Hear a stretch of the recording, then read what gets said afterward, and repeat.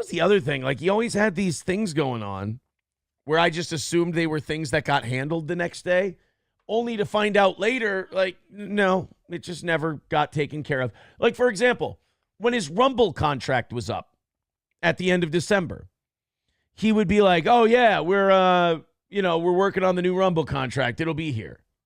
It'll be here. So December 31st comes and goes. Rumble contract expires. No new Rumble contract.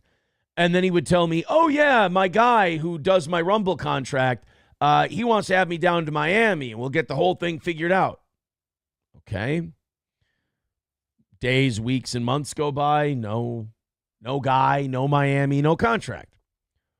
And then just before I left in April, March or April, he was like, oh, yeah, they're sending it over to me now. They're sending over the Rumble contract. They're sending it over.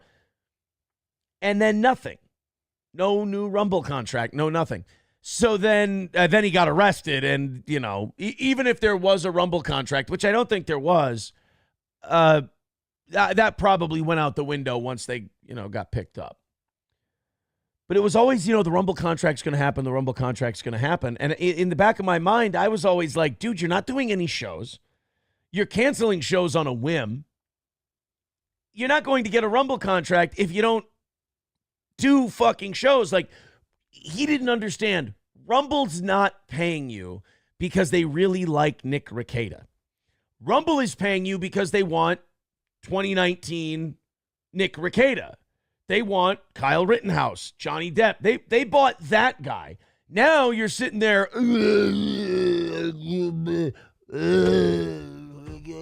vagina liquor, copping at Denny's, George Floyd.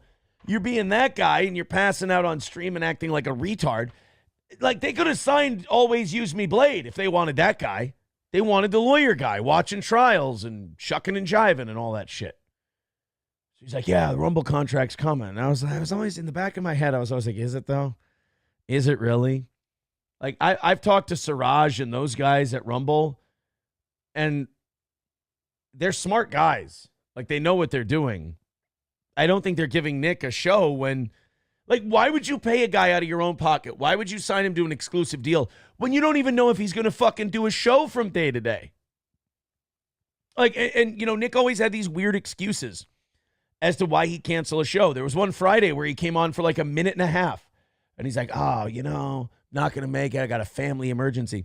He didn't have a family emergency. Fucking Kayla was crying and howling because I said I wasn't coming back. That's why that was the Friday he canceled the show. And then he just probably went nose deep into the booger sugar and the booze, and he started texting me frantically about what a piece of shit I was and this and that. That was the famous K yourself text.